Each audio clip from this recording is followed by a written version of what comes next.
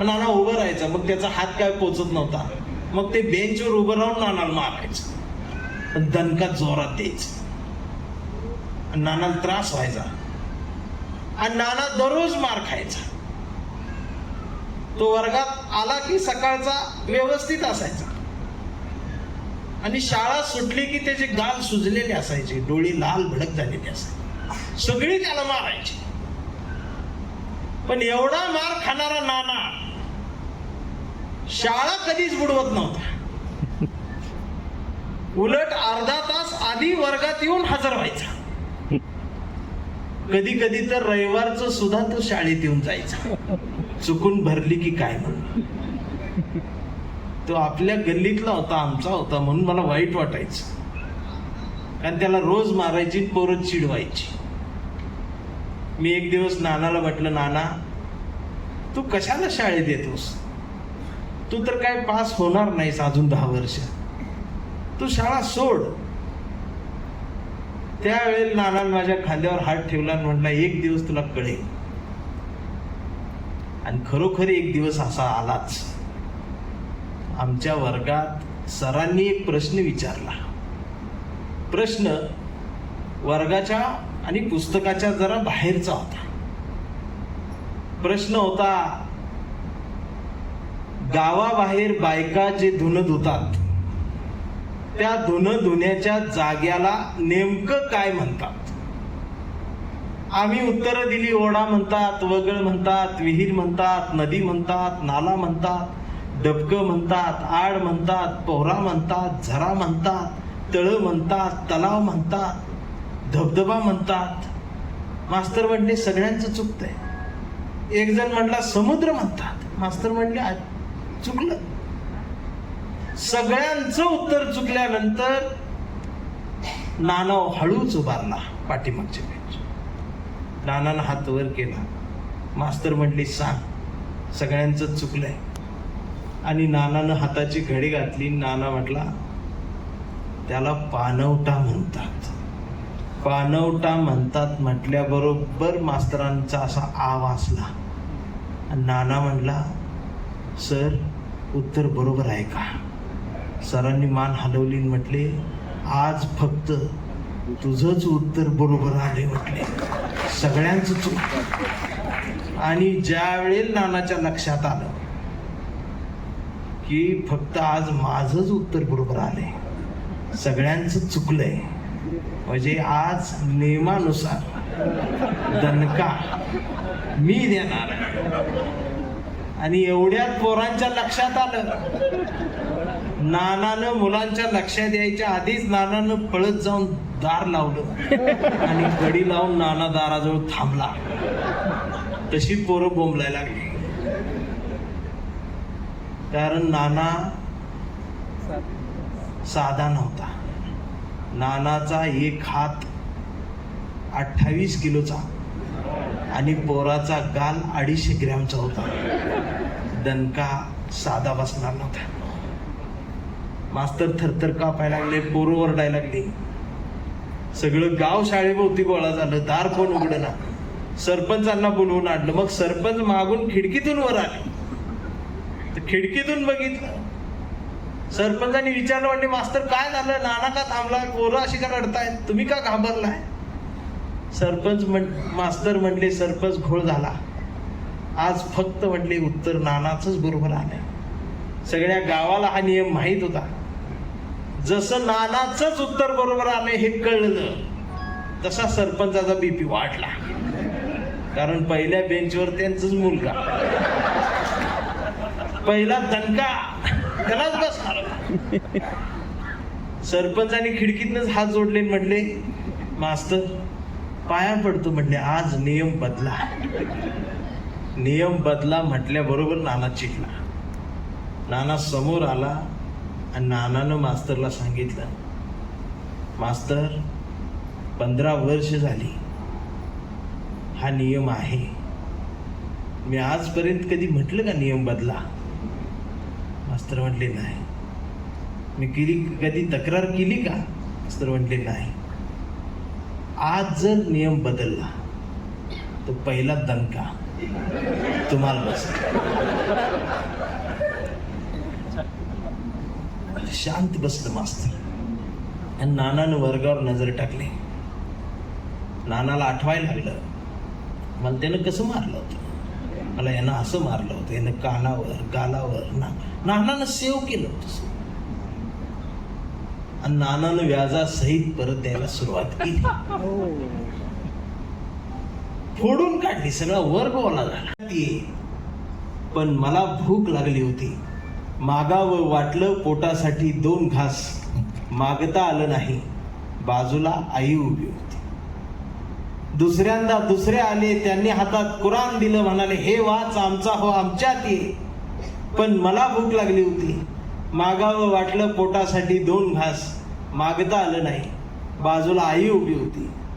तिसऱ्यांदा तिसरे आले, त्यांनी हातात बायबल दिलं, म्हणाले हे वाच आमचा हो आमच्यात ये. पण मला भूक लागली होती, मागावं वाटलं पोटासाठी 2 घास, मागता आलं नाही, बाजूला आई उभी होती. साऱ्याच धर्मांचे धर्मप्रसारक येऊन गेले, त्यांचे त्यांचे धर्मग्रंथ देऊन गेले. तेव्हा या धर्मग्रंथांच्या नुसत्या ओझ्यांनीच कंबर वाकली माझी. तेव्हा भुकेनं खोल गेलेल्या डोळ्यात आईनं बघितलं आणि तिनं आणलं 2 भाकरीचं पीठ शेजाऱ्याकडून मागून. तेव्हा चूल कशी पेटवायची हा प्रश्न आईला पडला. कारण या देशात भाकरीच्या पिठापेक्षा सरनाची लाकडं महाग मिळतात. चुलीत घालायला काहीच मिळालं नाही आणि शेवटी तिनं सारेच धर्मग्रंथ घातले चुलीत आणि काडी लावली. धर्मग्रंथ पेटले, चूल पेटली आणि तवा ठेवला. तापलेल्या तव्यावर आईनं 2 भाकरी भाजून दिल्या. पोटभर जेवलो तेव्हा लक्षात आलं, या धर्मप्रसारकांना माझी भूक कळली नाही, पण या धर्मग्रंथांनी स्वतः जळून माझी भूक भागवली. म्हणून हे धर्मग्रंथच माझ्यासाठी श्रेष्ठ. पोटभर जेवलो. म्हणाली बाळा एवढं वाचून बघ. माझं लक्ष पुस्तकावर गेलं. पुस्तकावर लिहिलं होतं भारताचे संविधान. तिला लिहिता वाचता येत नाही. सगळी पुस्तकं चुलीत घातली, हेच का जपून ठेवलं. मी आईला विचारलं, म्हटलं आई सगळी पुस्तकं चुलीत घातलीस, हे का नाही घातलंस, याच्यावर पण एखादी भाकरी भाजली असती. तर आई म्हणाली काय नाही रे बाळा, काल हे बी पुस्तक मी चुलीत घालून बघितलं, पण बाळा याला आग लागलीच नाही.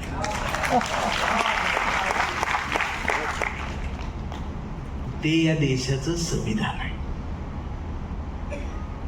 आणि या देशाच्या संविधानाच्या बद्दल याला संपवण्याची भाषा जर कोण करत असेल तर त्यावेळेला हा विद्रोही नितीन चंदन शिवे. काय विद्रोह करू शकतो आम्ही हे त्यांना सांगून देऊ. या देशाच्या लोकशाहीला आणि संविधानाला धक्का लावायचा नाही. तुम्हाला काय करायचं ते करा, फोडा तोडा, राजकारण करा, सत्ता करा, काय करायचं ते करा. संविधान याला जर धक्का कोणी लावला तर मग मी सुद्धा कविता लिहून काय करू.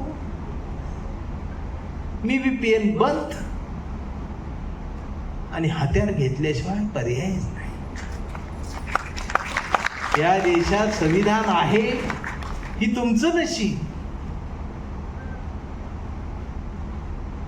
जे संपवायची भाषा करतायत त्यांना मी सांगतो, हे संविधान आहे म्हणून तुम्ही सुरक्षित आहात. संविधानाला तुम्ही जर हात घातला आणि जर संविधानात संपवायची भाषा केली आणि जर 2 तास जरी संविधान तुम्ही बंद केलं तरी एवढं सुद्धा हाडूक तुमचं इथं या देशात राहू देणार नाही आम्ही. ही भूमिका, धाडसाची भूमिका आज पॅन्थर घेणं गरजेचं आहे. आणि मग या प्रवासात जे जे जवळचे वाटतायत, प्रेमाची संवादाची भाषा बोलून सुद्धा जर कळत नसेल तर याकडेही आम्ही बघितलं पाहिजे. पण मला नाही वाटत की हत्यार आणि कुठलं शस्त्र घ्यायची गरज या देशात कुणाला पडेल.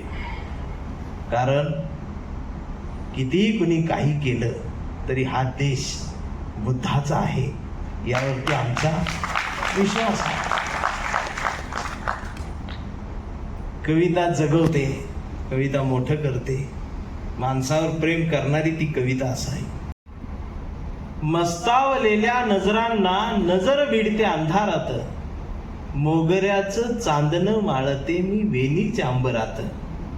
ही शाहिराची ती लावणी बेधुंद ओठावरती कत्तल करते काळजाची, आणि पेंगत पेंगत धांदल उडते झाडावरच्या पाखरांची. कधी मी राधा कृष्णाची, कधी मी मुरळी वाघ्याची, गवळणीतली मावशी होते आणि रात्रभर गंमत करते नाच्याची. मध्यानीचा चंद्र आता दूरवर भाकरीसारखा दिसू लागतो, ओल्या चिंब चोळीत माझ्या खट्याळ वारा झुंबू लागतो. हळूहळू उतरतात मग पायामधुनी चाळ, धावत धावत कुशीत येतं माझं भुकेलेलं बाळ. आग विजवते त्याच्या पोटाची, मग धावत जाते ओढ्याकाठी त्या पानवट्याला भेटण्यासाठी.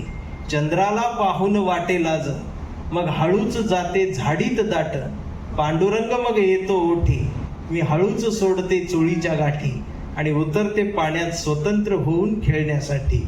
दगडाची एक चीप घेऊन मी खरडत बसते अंग, चिकटलेल्या नजरा काढते ज्यांनी रात्रभर केला विनय भंग. घासून घासून अंग दगड लाल भडक होतो, बोलणाऱ्या मोगऱ्याचा गजरा मुका होतो, आणि पांढर शुभ्र चांदणं वाहत जातं दूरदेशी. आता सूर्य उगवतो तेव्हा या दुनियेची बाई कमाल असते. आता सूर्य उगवतो तेव्हा या दुनियेची बाई कमाल असते. रात्री दुनिया माझी हमाल होती, दिवसा मी चिनाल असते. हेच अशाच पद्धतीनं निघून जातो. संध्याकाळ होते, अंधार पडतो, पुन्हा नवं नाव, पुन्हा नवं गाव. अंधारात काळ्या पडतात टाळ्या, फडात पिळतात मिशा, घरी पलंगावर झुरतात उशा, आणि सुरू होतो माझा तमाशा तमाशा तमाशा. द्रोही अंगातली जरी कविता असली तरी त्याला एक बाज आहे. मगाशी आमचे मेश्राम सर, ते भारी माणूस आहे बरं का. आम्ही फार जुनी माहिती, त्यांना आज मी बघितलं तर ते आता पांढरं व्हायला लागले. का रुबाब होता त्यांचा. गडचिरोलीला PI होते त्यावेळेला असं मला भेटायला यायचे, असा गॉगल बिगल. शाहरुख खान बिरुख खान सगळे फिके पडायचे त्यांच्यासमोर. आता ते परेश रावलकडे प्रवास सुरू आहे. आम्ही पहिल्यापासून जॉनी लिव्हर आहे. पण मेश्राम हे आमचे सुमित दादा. भाव गेल्यानंतर कोणी म्हटलं असतं का ही चळवळ नको म्हणून दिलं असतं सोडून. पण तरी सुद्धा प्रत्येक श्वास या आंबेडकरी चळवळीसाठी जगणारी सुमित जाधव सारखी माणसं आहेत, म्हणून ह्या चळवळीचा आम्हाला अभिमानच वाटतो. ही पाठीशी आहेत, आमच्या सोबत आहे. तुम्ही आमचा अभिमान, स्वाभिमान. आणि ती काय काय असतातच. हे असलं कशाला पाहिजे, तसलं कशाला. मला दंगलकार का म्हटलं जातं तर दंगल नावाची एक कविता माझी होती, त्यामुळं मला दंगलकार म्हटलं गेलं. पण मी दंगल झाल्यानंतर दंगलीची कविता लिहिण्यापेक्षा दंगल होऊच नये यासाठी कविता जर माझी कामाला आली तर ती जास्त चांगली आहे असं मला कधीतरी वाटत राहतं. मी रोज बदलणार, कारण मला संवाद करायचा आहे. आणि ही जगातली पहिली कविता असेल साहित्यात. जे काळानुसार हंगामानुसार बदलत जाणार आहे. ही बी एक रेकॉर्ड म्हणून मी बघतोय त्याच्या. कांबळेला कुठली जात नाही, कांबळेला कुठला धर्म नाही. कांबळे हा परिवर्तनवादी आहे. कांबळे काय भीमनगरमध्ये जाय असं नाही. हा कांबळे सदाशिव पेठेत पण असू शकतो आणि हा कांबळे इथंही असू शकतो. कांबळे सगळीकडे आहे आणि हे आता मला कळायला लागले असे कांबळे भरपूर आहेत. आमचा संवादच होत नव्हता आजपर्यंत. ह्यो जर संवाद झाला तर विकृती अशी पळून जाईल. आणि मी खरं सांगतो, कुणी किती काही किती आपटा, प्रतिगामी असो, पुरोगामी असो, डाव्या असो, उजव्या असो, प्रत्येक विज्ञानवादी आहे. त्यामुळे त्याला हा त्रास आहे. त्याची कविता आहे की आमचा कांबळे लय हुशार, कधीच नाही रडला, नुसताच काढला. कांबळे शाळेत गेला. कांबळे शाळेत गेला.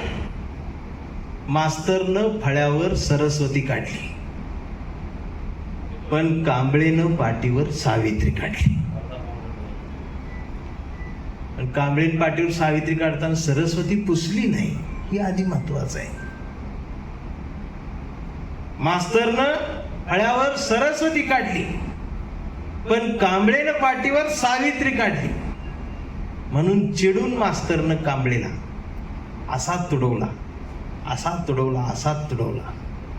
पण कांबळे बी हुशार, नाही रडला, नुसताच काढला. कांबळे वयात आला, कांबळे विशीत आला, मिशीत आला आणि कांबळे गुलाबी झाला. कांबळे प्रेमात पडला. तिनं विचारली त्याची जात. कांबळे म्हणला, वेडे मी माणूस, माणूस माझी जात, प्रेमात कसली आली जात. मग माणूस माझी जात असं म्हणणारी एकच जात. तिनं बरोबर ओळखली जात. मग तिनं पण कांबळेला कोपऱ्यात नेऊन असा तुडवला, असा तुडवला. पण कांबळे बी हुशार, नाही रडला, नुसताच काढला. कांबळेचं लग्न ठरलं. घरचे म्हणाले मुहूर्त पहा. कांबळे म्हणला पटत नाही, फुले वाचा. नातेवाईक म्हणले सत्यनारायण. कांबळे म्हणला जमत नाही, बाबासाहेब वाचा.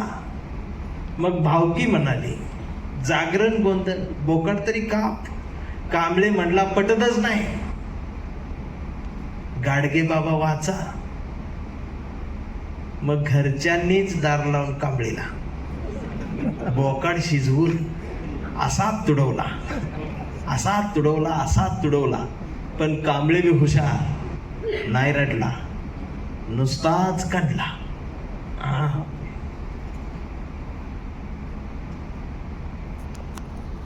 आता कांबळेचा मुलगा मोठा झाला. कांबळे चळवळीत आला. चळवळीचे सगळे गट तट बघितले, RPI A B C D. आता दिवाळीपर्यंत झेड पर्यंत जायचे आणि झेड संपले की रोमनांक काढतील, पण गट काढतील. कांबळेला वाईट वाटलं. कांबळे सगळ्यांना वाटला, सगळ्यांनी एकत्रित या, एकत्रित या, एकत्रित या. फुले, शाहू, आंबेडकर, शिवाजी महाराज समजून घ्या, एकत्रित या. हा दिवसभर बोंबलत राहिला.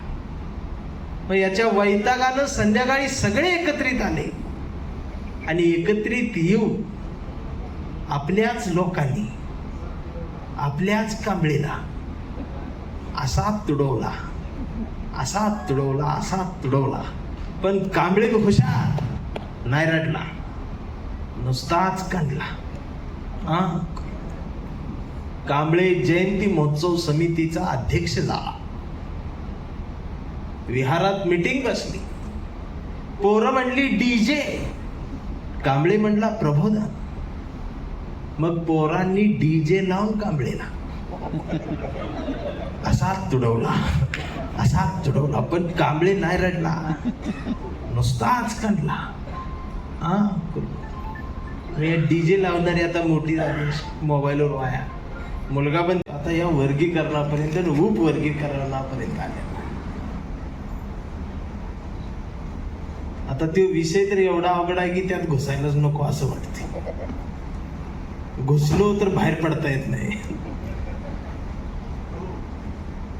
आणि इकडं जी वैचारिक पातळी जी घसरत चालली आहे, म्हणजे दोन्हीकडची. कोण म्हणते आम्ही प्रतिगामी, कोण म्हणते आम्ही पुरोगामी. खरं सांगू का, सध्या प्रतिगामी बी काही दिसत नाहीत आणि पुरोगामी बी दिसत नाही. जे दिसत आहेत ते हंगामी आहेत. ओरिजिनल फार कमी आहेत, सगळे हंगामी आहेत. आणि असं बोललो मला मारते. आज विषय आहे कवितेचा, त्यामुळे मी कवितेवर बोलणार आहे. विद्रोही कविता, ती जर तिची भावकी सोडून बाहेर पडली तर ती अनेक दिव्यांची वात पेटवत जाते. त्याचा अनुभव आज मी घेत आहे. प्रत्येकाला मानवता हवी आहे. आणि कविता ही काय एकाच कोणाची मक्तेदारी नसते. प्रतिभा ही झोपडीतच जन्माला येते, तिथंच तिला पंख फुटतात. वेदनेचं गाणं गात गात ती आकाशाला गवसणी घालायला सुरुवात करते. पण कवी कितीही मोठा झाला आणि त्या कवीनं कितीही जाती धर्माच्या पलीकडची कविता लिहिली तरी प्रत्येक वेळेला त्या कवीची जात मात्र शोधली जाते, तेही याच देशात. एवढंच काय, आमचा एखादा अधिकारी जरी झाला, त्याला पोस्टिंग मिळालं, तर तो त्या खुर्चीवर पोहोचायच्या आधी त्याची जात पोहोचलेली असते. कोणत्या जातीचा अधिकारी येणार आहे त्याच जातीचा शिपाई तिथं नेमणूक केला जातो.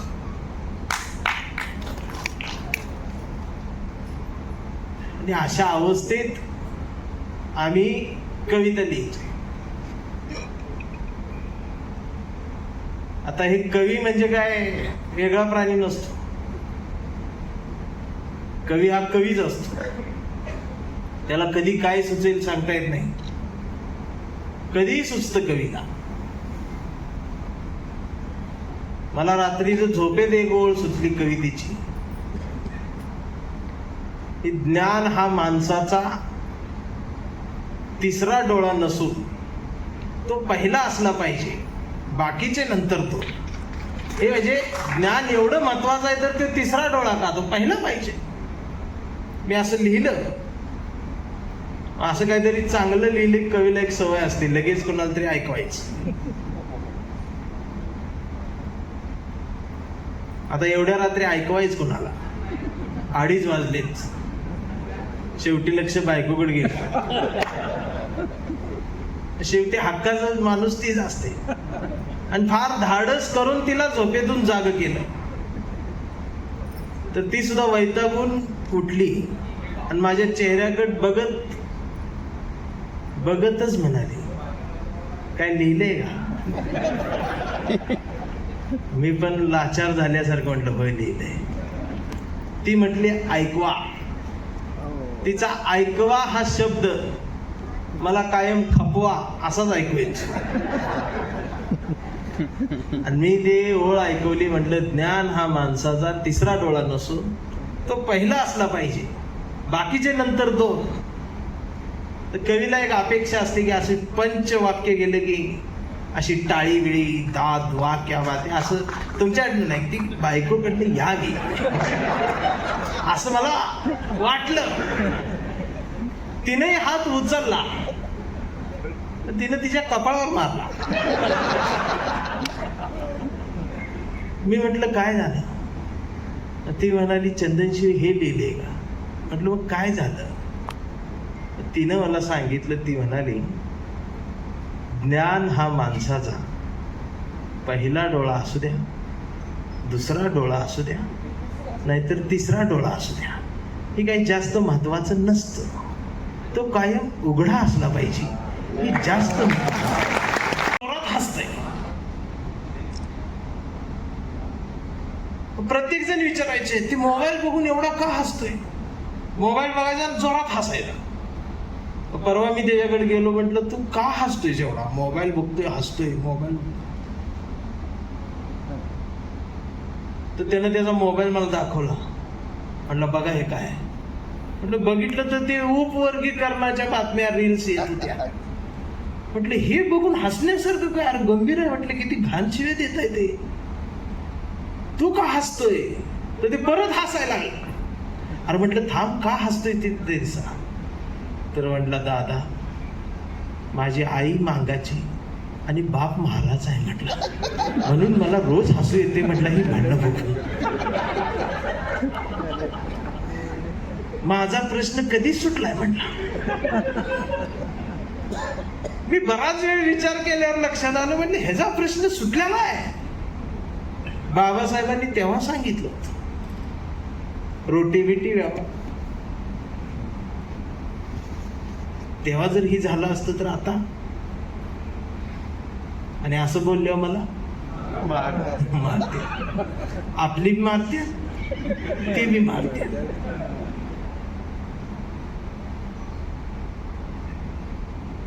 म्हणून कवितेनं जाग पाहिजे. माझी कविता विद्रोही आहे, पण ती कट्टर नाही. माझा विचार पुरोगामी आहे, पण तो कट्टर नाही. काळानुसार बदलत आलेली कविता ती प्रहार करेल, पण माणसातल्या विकृतीला मारेल, माणूसपणाला इजा होऊ देणार नाही. ती माझी कविता.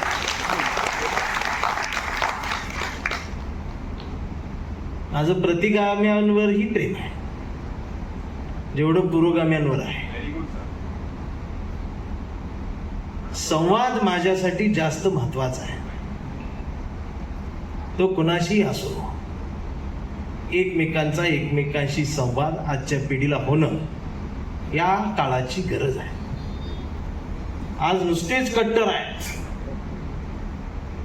जे बाहेर काढन जय भीम, माझ्या रक्तात आंबेडकर, बाबासाहेब कुठं माझ्या रक्तात. मग मी म्हणत असतो रक्तात तांबडे पेशी, पांढरे पेशी, O positive, A B negative, आणि जास्त पेढे मलई खाल्ली असली तर शुगर सापडते रक्तात. आता तर डायरेक्ट रक्तच निळा आहे म्हणतात. ही कट्टरता बाबासाहेबांकडे उघड्या डोळ्याने बघण्याची गरज असताना आम्ही तर आवळूनच धरले. म्हणजे बाबासाहेबावर दुसरं कोणी हक्क दाखवायचाच नाही. आंबेडकरवादी प्रत्येक धर्मात, प्रत्येक जातीत आहेत. हे फक्त आमचं गुण बघून ती जवळ येईनात. त्यांचा पण एक हुंदका आहे ना. आज मातंग समाजाच्या आंबेडकरवाद्याचं दुःख काय आहे ते मला विचारा ना. एक तर घरची भावकी जगू देईना, आणि ह्यो त्याला चौकात थांबू देईना. अशा टायमाला ज्याला आधार देता येतो ना, तो असतो खरा धम्माचं बोट धरून निघालेला आंबेडकरवादी. हा संवाद आहे, हा सगळ्यांशी सुरू पाहिजे असणारा संवाद. देश स्वातंत्र्य व्हायच्या आधी या देशावर इंग्रजांचं सरकार होतं. देश स्वातंत्र्य झाला, मग काँग्रेसचं सरकार आलं. मग काँग्रेसचं सरकार गेलं, पुलतचं सरकार आलं, मग भाजपचं सरकार आलं, मग युतीचं सरकार आलं. मग आघाडीचं सरकार आलं, परत काँग्रेसचं आलं, महाराष्ट्रात महाविकास आघाडीचं आलं, महायुतीचं आलं, मोदी सरकार आलं, वाजपेयी सरकार आलं, नेहरू सरकार आलं. आमचं चाललंय तसंच. मला प्रश्न पडतो, भारतीयांचं सरकार कधी आलं? आमचं सरकार कधी आलं? कष्टकऱ्यांचं सरकार कधी आलं? या सरकारची नावं सुद्धा अशीच येतात. भारतीयांचं सरकार कुठं आहे? आणि असं बोलल्यावर आम्हाला मातीचा वास व्हावी कविता, उगवावा पिंपळ, एक प्रवास व्हावी कविता, त्याच पिंपळाच्या सावलीला मानवतेचे गीत गाणारी बुद्ध व्हावी कविता, मी करावे पाखरांच्या हवाली तिला, मग शुद्ध व्हावी कविता, हिंदूंच्या कंठामध्ये सलाम अलिकम सलाम व्हावी कविता, मुस्लिमांच्या भाळावरचा नाम व्हावी कविता, इंद्रायणीत तरलेला तुकाराम व्हावी कविता, आणि या देशाच्या मातीत विज्ञान पेरणारी अब्दुल कलाम ही व्हावी कविता. या कवितेची आज गरज असताना हल्लीच्या काळात हा प्रवासही काही सोपा राहिलेला नाही, भारतीय म्हणून जगणं. आणि प्रत्येक जातीची कट्टरता एवढी वाढली की प्रत्येक जातच एकटी पडलेली आहे. आज शाहू महाराजांच्या जयंतीच्या कार्यक्रमा दिवशीच जात निघालेली आहे. मगाशी आई कशा जयंत्या साजऱ्या करतोय?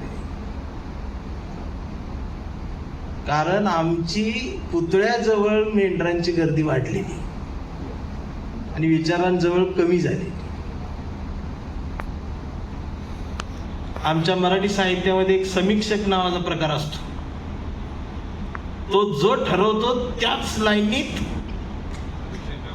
समीक्षण जसा करत तसा त्या कवीची ओळख होती. अजूनपर्यंत तर त्यांना मी काही सापडलोच नाही आणि आता तर अजिबातच सापडणार नाही. आता काही समीक्षण मला कोणतरी पाठवते 2-4, तर कोण म्हणते कविता राजकारणात गेली. आता मला पुढच्या आठवड्यात ट्रम्पनं बोलवलं, मी तिकडे जाणार, काय करणार आहे?